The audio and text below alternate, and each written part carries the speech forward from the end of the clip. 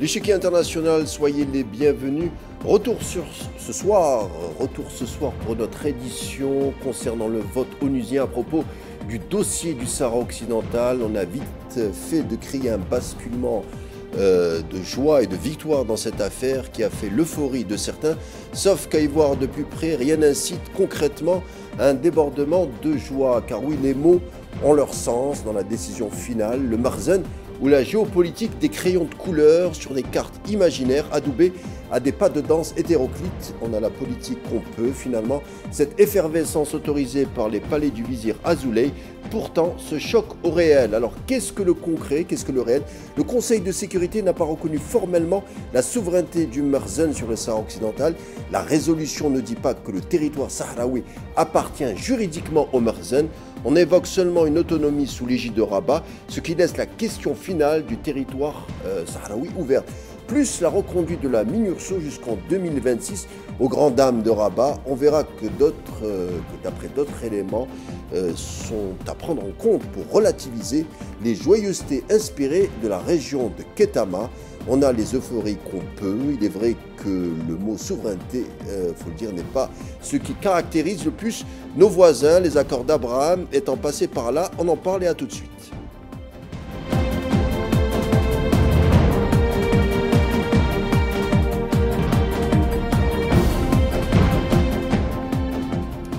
Pour parler de ce vote ou de cette résolution onusienne qui est advenue le 31 octobre dernier, on va tenter ce soir d'en examiner les tenants et les aboutissants plus sobrement, j'insiste sur ce mot, plus sobrement par rapport à la résolution du Conseil de sécurité. Et pour cela, me rejoint ce soir de Strasbourg Tawfir Hamel, enseignant et historien militaire. Bonsoir Tawfir Hamel. Bonsoir et merci pour l'invitation. Alors, Tawfir Hamel, on va parler de ce vote, bien entendu, mais place à l'actualité concernant ce même dossier avec Massad Boulos, qui n'est autre que le conseiller du président Trump pour l'Afrique et le Moyen-Orient. Alors, il a fait une déclaration aujourd'hui sur une chaîne européenne. D'ailleurs, il dit la même chose que le ministre des Affaires étrangères algérien Ahmed Attaf à propos de la décision advenue le 31 octobre à New York. Il dit la résolution ne se contente pas.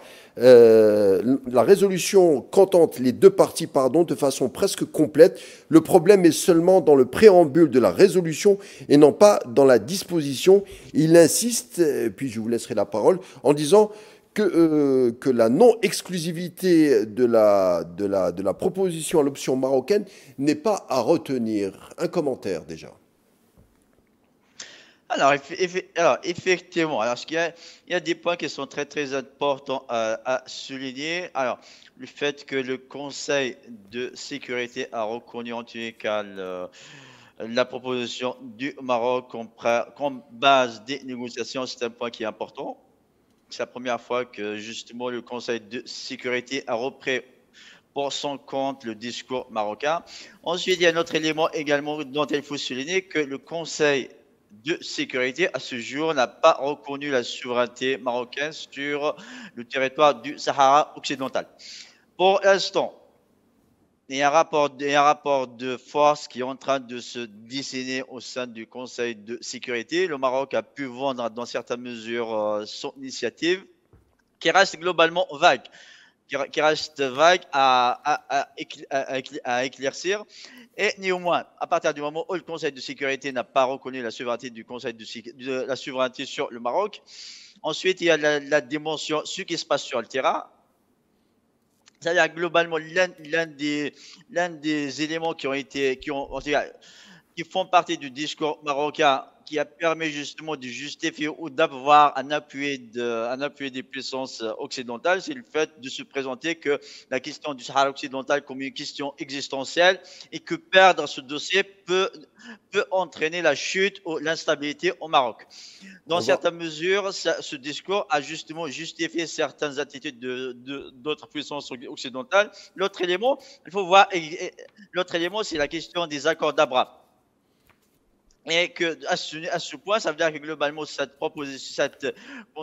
proposition qui a été acceptée est fondamentalement fondée justement sur un génocide. Globalement, le Maroc a apporté son soutien, au Maroc, plutôt le Maroc a apporté son soutien à Israël dans le cadre des accords d'Abraham.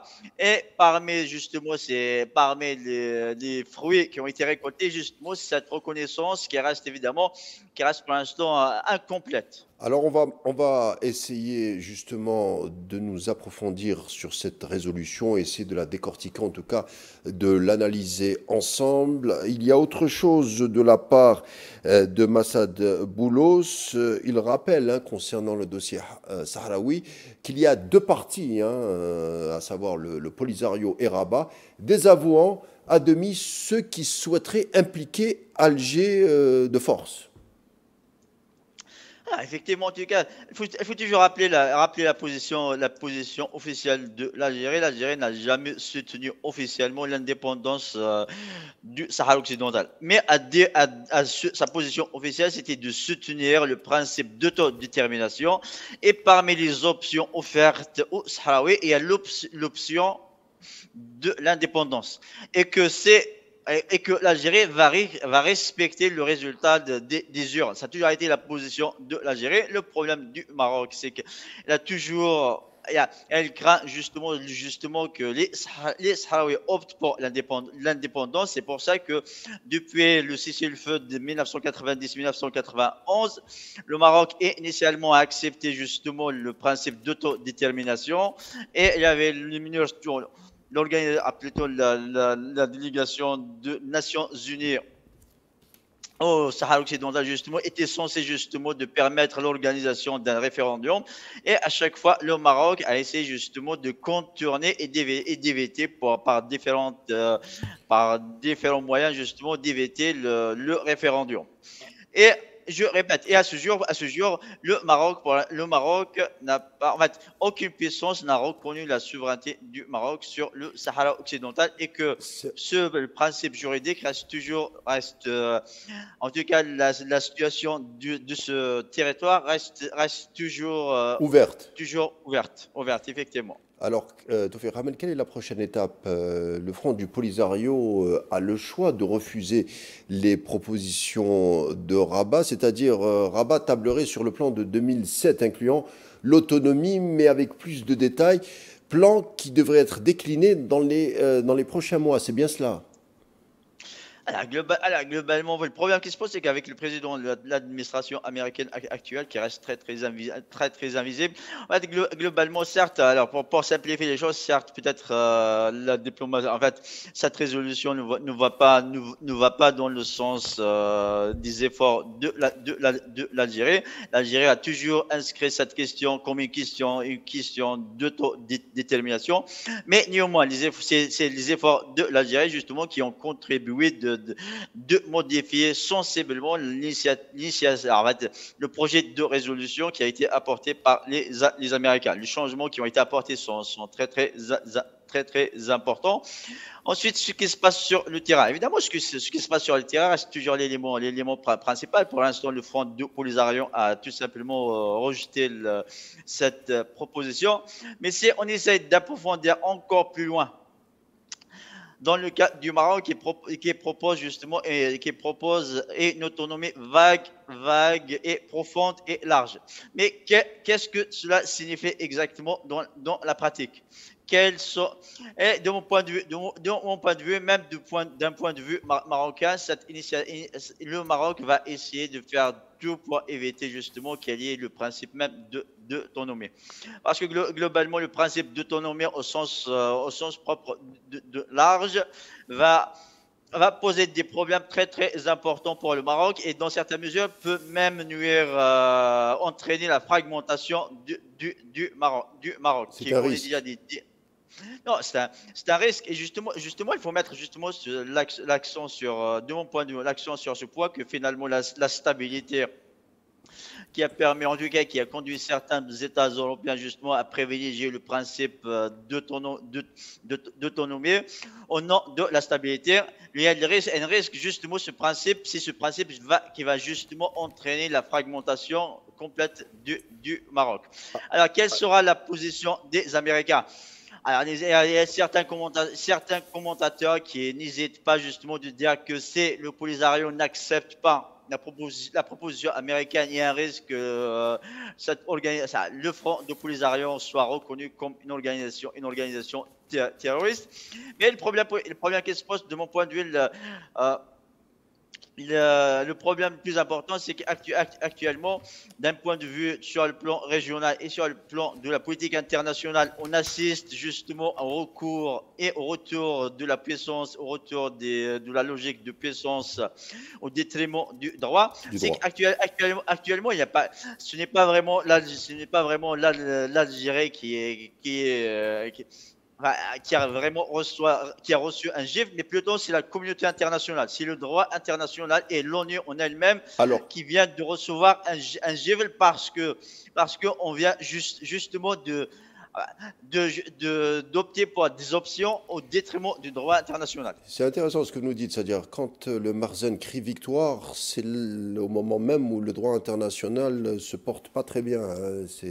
Il y a un rapport à faire. Alors, Tawfiq Hamel, si on résumait la situation, le Marzen a crié victoire cette semaine avec une horde de médias qui a essayé de voir midi à sa porte, on va dire les choses comme ça. Le Conseil de sécurité, on aurait dit qu'il aurait opéré un basculement, vous le dites un tout petit peu à votre manière. Alors, le Conseil de sécurité, je résume, ne reconnaît pas formellement la souveraineté du Marzen sur le Sahara occidental. On parle d'autonomie sous souveraineté, mais le statut juridique semble ouvert, pour ne pas dire flottant. Il y a autre chose aussi, la MINURSO. La MINURSO est reconduite jusqu'en 2026, ce que Rabat refusait jusqu'alors. Alors, la mission onusienne concernant ces territoires se résumerait à quoi si on parle avec la nouvelle équation? Quel rôle serait dévolu à la MINURSO dorénavant? Initialement, son rôle était justement l'organisation d'un référendum d'autodétermination. C'est-à-dire que les Marocains seront amenés à choisir entre plusieurs options, parmi lesquelles ça peut être l'autonomie, ça peut être l'indépendance. Mais c'était le principe initial. Mais au regard de cette nouvelle résolution, ça veut dire que globalement, le MINURSO, son rôle actuellement c'est de maintenir la stabilité dans le but jusqu'à ce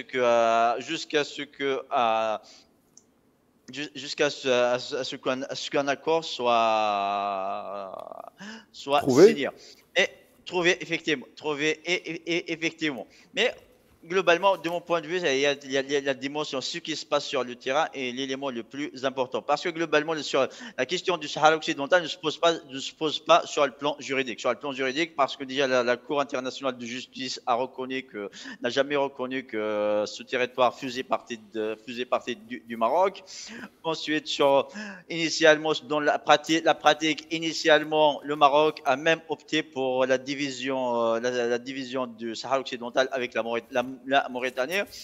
Mais globalement, ce que je veux dire, c'est que ce qui se passe au Conseil de sécurité, la question du Sahara occidental reste une question politique, une question de géopolitique. Ça veut dire que globalement, tout dépend du rapport de force au sein du Conseil de sécurité et que la position des États membres n'est pas irréversible. Ça veut dire qu'il n'y a rien ne garantit que les États qui ont voté aujourd'hui pour le principe d'autonomie voteront ou vont renouveler leur vote en faveur de cette posture en octobre prochain.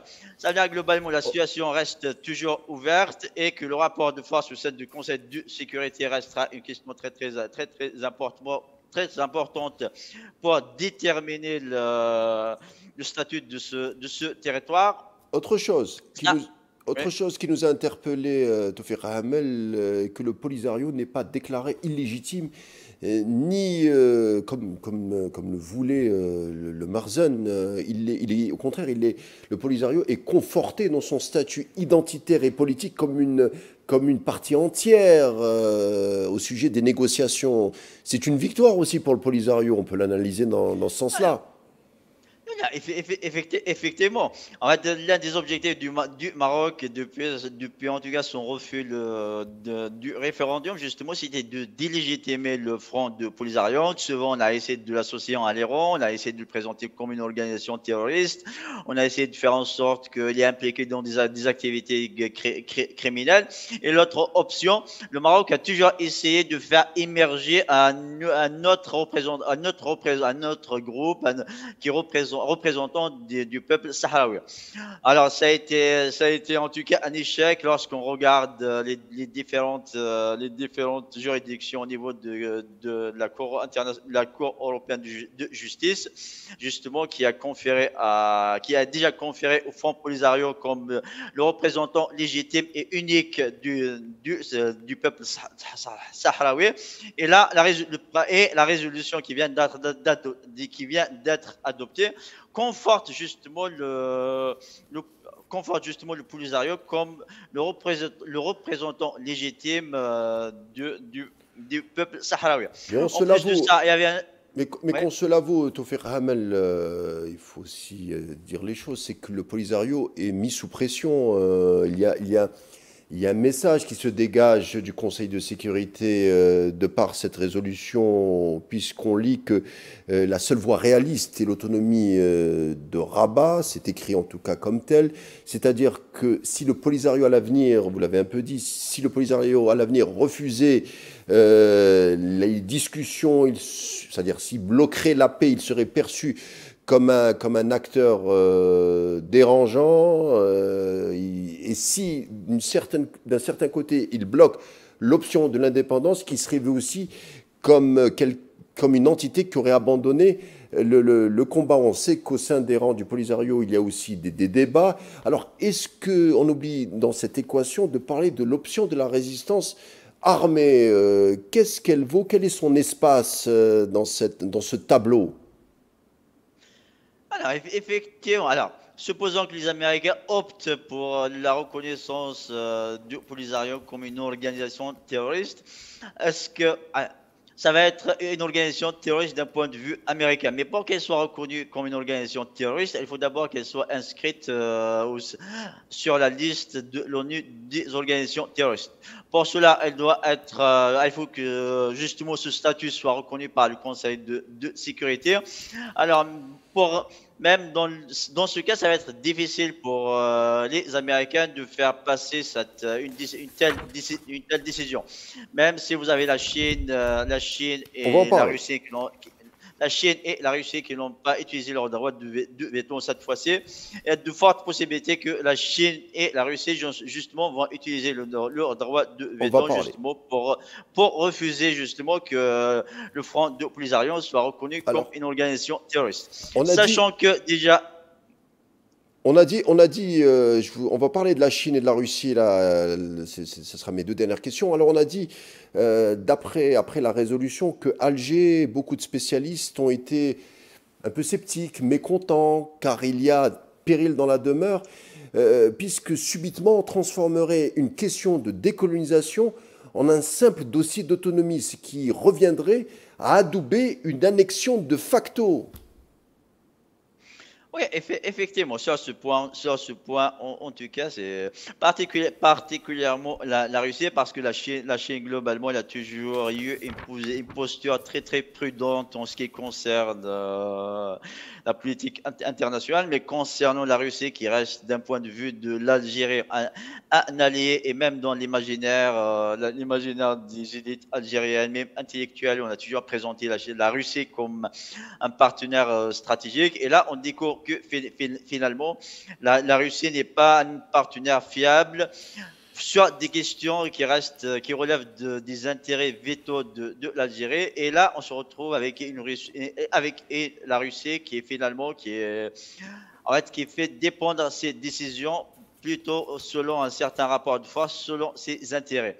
Et globalement, au cours des dernières années, on a vu que la position de la Russie s'est montrée de plus en plus pragmatique, Mais ne tient pas suffisamment. est-ce que c'est pas aussi enfin, il y a le problème concernant ces sujets, c'est qu'il y a une subtilité aussi juridique. C'est vrai que les Chinois et les Russes, enfin les diplomates des deux pays, d'un côté, ont laissé entendre que le texte était trop aligné sur Washington et Rabat, mais elles n'ont pas mis leur veto d'un autre côté, c'est-à-dire qu'on affiche un désaccord dans un premier temps, un désaccord mitigé, mais on laisse passer le vote par une non-participation, c'est-à-dire qu'on laisse un scénario ouvert finalement. Alors, effectivement, la Russie, évidemment, la Russie, la Russie, que ce soit la Chine, autant qu'État, essaieront toujours d'élargir leur influence sur d'autres États, même s'il s'agit d'alliés. Le fait justement de garder ce dossier ouvert, ça permet dans certaines mesures d'avoir une certaine pression sur les alliés, mais notamment l'Algérie. La Russie et la Chine n'ont pas voulu froisser leurs relations avec le Maroc et notamment certains pays du Golfe, parce que au-delà du Maroc, il y a d'autres États du Golfe justement qui apportent, notamment les Émirats arabes unis, qui apportent un soutien au Maroc, notamment sur la question du Sahara occidental. Et de ce point de vue, la Russie essaie de maintenir un équilibre à une certaine distance de tous les acteurs. Mais ce qui relève ensuite, sauf que cette subtilité se fait au détriment d'une alliance stratégique de longue durée avec l'Algérie. Quand on regarde la position de l'Algérie, le fait que l'Algérie n'a pas voté cette résolution, cela montre à quel point l'Algérie était mécontente justement de cette résolution, de transformer une question de décolonisation en une simple question d'autonomie. En tout cas, ça va à l'encontre des principes, même des intérêts vétos de l'Algérie. Alors, je voulais parler, il ne reste pas beaucoup de temps, je voulais parler des relations entre Moscou et Alger. On répète à satiété que la Russie demeure un partenaire important, un partenaire de poids, de par le passé, de par les contrats de défense et de sécurité. Mais quand il s'agit pour Alger d'accompagner une politique internationale, le renfort russe est, comment dire, et soyons prudents dans les mots, le renfort russe est à relativiser. On a l'impression que Moscou, ça donnerait un soutien surtout verbal. Qu'en est-il réellement? Expliquez-nous. De mon point de vue, la Russie, particulièrement depuis 2000, opte pour une politique très pragmatique. Très pragmatique, ça veut dire que certes, ils essayent d'avoir des partenariats stratégiques, des alliés, mais lorsqu'il s'agit et lorsqu'il y a il y a des décisions à prendre, souvent elle va privilégier ses intérêts nationaux, même si certaines décisions nuisent à leurs alliés. Dans le cas de l'Algérie, par exemple, il y a plusieurs décisions qui ont été prises et qui ne tiennent pas suffisamment compte des intérêts de l'Algérie, notamment sur la question de la Libye, sur la question du Sahel. Et récemment, on l'a vu sur la question du Sahara occidental. De mon point de vue, il y a peut-être dans la conception, la vision des dirigeants russes, le fait que l'Algérie dépend de l'Algérie, plutôt l'Algérie dépend de la Russie dans le domaine de l'armement et de la défense, tient cette position comme une faiblesse et que finalement d'un point de vue russe, quoi qu'on fasse, l'Algérie sera toujours dépendante de nous et cela leur donne une certaine marge de manœuvre et tolérer certaines décisions comme celle qui a été adoptée dans le cadre du Sahara occidental. Revenons au cœur du sujet, on arrive à la fin de notre émission. Finalement, pour parler du Sahara occidental et de cette résolution advenue le 31, autrefois, on disait que le Polisario aurait pu être absorbé, en tout cas rabat-tablé sur cette option. Finalement, n'est-ce pas une bonne nouvelle pour la résistance du Polisario, puisque l'option de l'absorption par Rabat est une politique désormais exclue. Et finalement, c'est une bonne nouvelle. Alors, effectivement, comme je l'avais dit sur le plan du Conseil de sécurité, ce sont des postures géopolitiques. Ça veut dire tout ce qui a été décidé à ce jour n'est pas irréversible. Il suffit juste qu'un changement de rapport de force, et ça peut entraîner un bouleversement. Un bouleversement. Et de ce point de vue, l'Algérie a une certaine marge de manœuvre et le Polisario a une certaine marge de manœuvre à ce point. Et l'autre élément qui reste très très important, c'est ce qui va se passer sur le terrain. Parce que globalement, de telle manière que le Maroc, jusqu'à 1975 jusqu'à 90-91, n'a pas pu asseoir sa domination sur l'ensemble du territoire du Sahara occidental, rien n'est sûr qu'aujourd'hui elle pourra le faire. Et globalement, tout ce qui reste, c'est quel est le niveau de préparation du Polisario. Et de mon point de vue, et le Maroc est déjà dans une posture de fragilité interne, aura des difficultés justement à élargir son contrôle sur l'ensemble du territoire. Merci Toufer Hamel, on arrive à la fin de notre échange. Je rappelle que vous êtes enseignant et historien militaire. Merci pour vos explications et vos analyses. Je vous dis à bientôt. Merci à vous. Au revoir. L'échiquier international se conclura ici. Merci de nous avoir suivis. Je vous laisse avec la suite des programmes sur Al 24 News en vous souhaitant une agréable soirée.